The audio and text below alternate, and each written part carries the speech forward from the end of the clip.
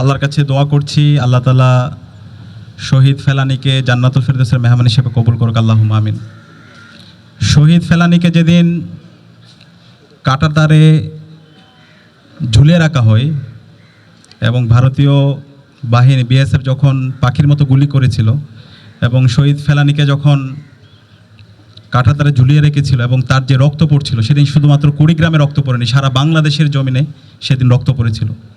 এবং সেদিনের মাধ্যমে শহীদ ফেলানীকে কাঁটাতারে ঝুলিয়ে রাখার মাধ্যমে পুরো বাংলাদেশকে ঝুলিয়ে রাখা হয়েছিল। বাংলাদেশের সার্বভৌমত্ব সেদিন হারিয়েছিল। এবং 2011 সাল থেকে আমরা দেখতে পেয়েছি বাংলাদেশে ভারতের আধিপত্যবাদ কিভাবে এখানে চাপিয়ে দেওয়া হয়েছিল। আমরা আর স্বাধীন ছিলাম না, বাংলাদেশের সব কিছুই ভারত থেকে নিয়ন্ত্রিত হতো। আমরা ছিলাম ভারতের একটা সাপ্লাইর কলোনির মতো।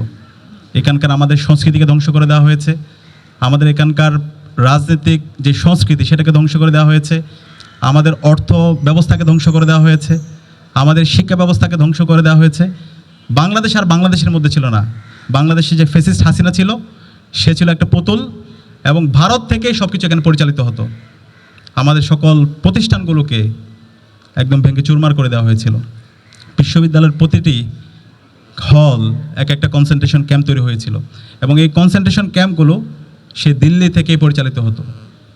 তো গত 16 বছরে যে আজাদির লড়াই, যে সংগ্রাম, সেই সংগ্রামের আমাদের শহীদ ফেলানী ছিল আমাদের একটা অনুপ্রেরণার বাতিঘর। শহীদ ফেলানীর আজকে গর্বিত বাবা এবং মা আছে, তারা গত 16 বছর জুড়ে ফেলানীর বিচারের দাবিতে এবং আধিপত্যবাদের বিরুদ্ধে, আগ্রাসনের বিরুদ্ধে তারা প্রতিবাদ প্রতিরোধ জারি রেখেছেন। তারা চাইলে এই ভারতীয় আধিপত্যবাদ এবং এই ফেসিস্টদের সাথে বিভিন্নভাবে তারা নেগোশিয়েট করতে পারতেন, বিভিন্ন প্রস্তাব ছিল। কিন্তু শহীদ ফেলানীর গর্বিত বাবা মা এবং শহীদ ফেলানীর যেই জেনারেশন, তারা প্রতিবাদ প্রতিরোধ জারি রেখেছে। আজকে যে জুলাই বিপ্লব হয়েছে, এই জুলাই বিপ্লবের লিগাসি কিন্তু শহীদ ফেলানীদের হাত ধরে তৈরি। আমরা যখন ক্যাম্পাসে ছিলাম, আপনারা জানেন 2024 সালে এই ঢাকা বিশ্ববিদ্যালয়ের বটতলায় আমরা কোরআন পাঠের আসর করেছিলাম। এই কোরআন পাঠের আসর যারা করেছিল, যে সমস্ত শিক্ষার্থীরা কোরআন পাঠের আসর করেছিল, সেই সমস্ত শিক্ষার্থীদেরকে এবং সেই ডিপার্টমেন্টগুলোতে বিশ্ববিদ্যালয়ের পক্ষ থেকে শোকজ নোটিশ দেওয়া হয়েছিল।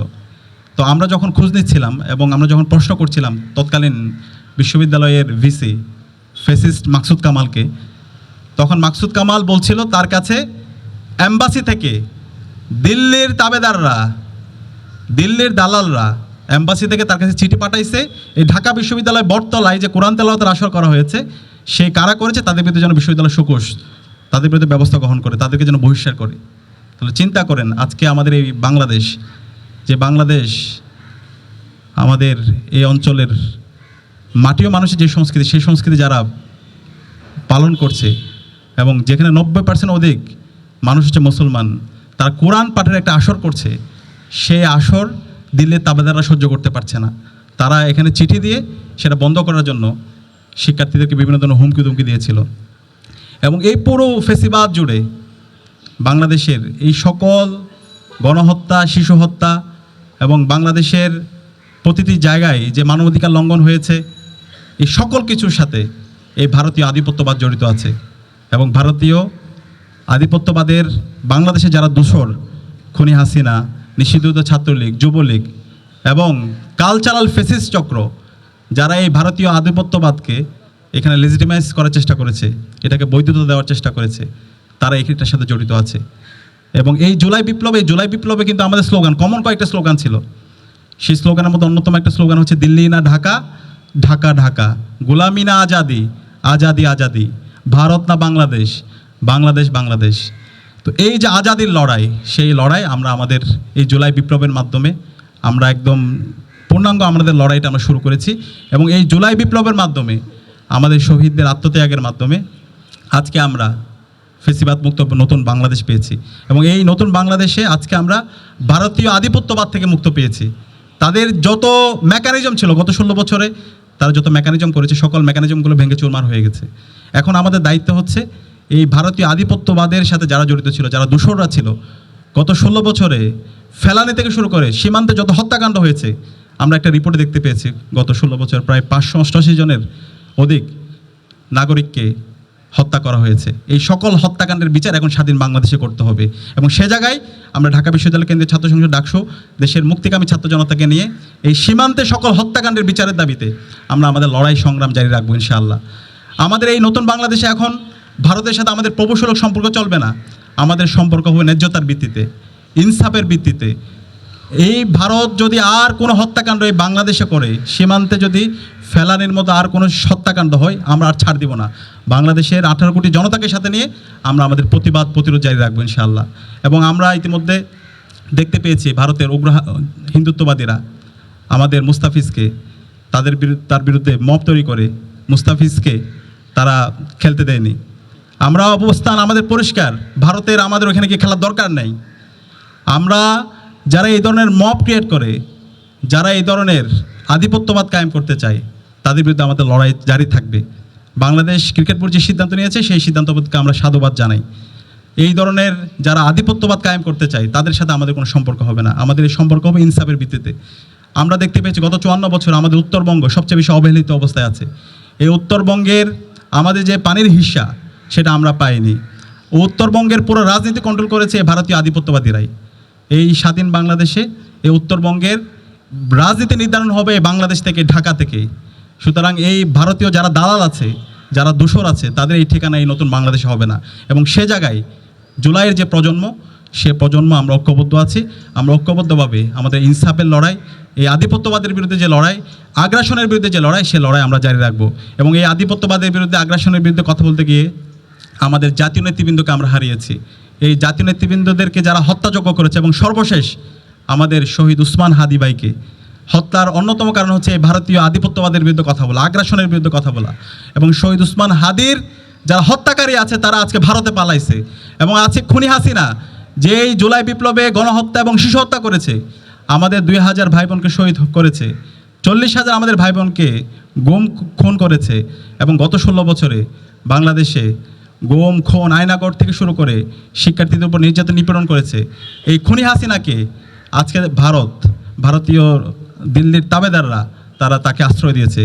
আমরা বলতে চাই এই খুনি হাসিনাকে বাংলাদেশে ফিরিয়ে দিতে হবে, শহীদ উসমান হাদির হত্যাকারীদেরকে বাংলাদেশে ফিরিয়ে দিতে হবে এবং তাদের সবাইকে স্বাধীন বাংলাদেশে বিচারের আওতায় নিয়ে আসতে হবে। ইতিমধ্যে খুনি হাসিনার রায় এসেছে, তাকে মৃত্যুদণ্ড দেওয়া হয়েছে। খুনি হাসিনাকে দ্রুত দেশে এনে তার রায় কার্যকর করতে হবে। এই জায়গায় যদি ভারত সরকার এই খুনিকে, এই ভারতীয় যারা দালাল আছে তাদেরকে আশ্রয় দেয়, তাহলে ভারতের সাথে আমাদের যেভাবে ডিল করতে হয় সেভাবে আমরা ডিল করব। আমরা আশা রাখবো এই খুনি ফ্যাসিস্ট হাসিনা এবং তার দূষরদেরকে দ্রুত সময়ের মধ্যে তারা বাংলাদেশে ফিরে দেবে এবং তাদেরকে আমরা বিচার আওতায় নিয়ে আসবো। একই সাথে ফেলানি থেকে শুরু করে সীমান্তে যতগুলো হত্যাকাণ্ড হয়েছে, এই সকল হত্যাকাণ্ডের বিচার এই স্বাধীন বাংলাদেশে আমাদের করতে হবে। আমাদের এই জুলাই বিপ্লব পরবর্তী আমাদের এখন ঐতিহাসিক একটি দায়িত্ব আমাদের আছে। আমরা এই জুলাই বিপ্লবের মাধ্যমে রাজনৈতিকভাবে ফেসিবাদকে হটিয়েছি, কিন্তু কালচারালি আমরা এখন পর্যন্ত এই ফেসিবাদকে আমরা পরাজিত করতে পারিনি। আজকে আমরা দেখতে পাচ্ছি মুজিববাদী শক্তি, সফট আওয়ামী লীগার, কালচারাল ফেসিস্ট চক্র, তারা বিভিন্নভাবে এই হাসিনা এবং তার দূষরদেরকে রিলিভেন্ট করার চেষ্টা করছে। তারা এই গণহত্যা এবং শিশু হত্যাকারীদের প্রতি সিম্পিতি তৈরি করার চেষ্টা করছে। তাদের বিরুদ্ধে আমাদের অবস্থান পরিষ্কার করতে হবে, আমাদের প্রতিবাদ প্রতিরোধ জারি রাখতে হবে। আমরা মিডিয়ায় দেখতে পাচ্ছি বিভিন্নভাবে খুনি হাসিনা এবং তার দোষীদের পক্ষ অবস্থান করার বিভিন্ন ধরনের অপপ্রয়াস আমরা দেখতে পাচ্ছি। তো সেই কারণে আমাদেরকে কালচারালি এই আধিপত্যবাদের বিরুদ্ধে, আগ্রাসনের বিরুদ্ধে আমাদের লড়াই জারি রাখতে হবে। সে জায়গায় শহীদ ফেলানি থেকে শুরু করে সকল সীমান্তে যারা শহীদ আছে তাদের যে লড়াই, আজাদির তাদের যে লড়াই, সেই লড়াইগুলো আমাদের গানের মাধ্যমে, কবিতার মাধ্যমে, নাটকের মাধ্যমে আমাদের ফুটিয়ে তুলতে হবে। জুলাইয়ের আমাদের যারা শহীদরা আছে তাদের যে সংগ্রাম, লড়াই, সেগুলো আমাদের কালচারালি আমাদেরকে রিলিভেন্ট করতে হবে। তো এই সাংস্কৃতিকভাবে যদি আমরা একটা বিপ্লব করতে পারি তাহলে আমাদের এই বিপ্লবটা অনেক বেশি সাস্টেন হবে।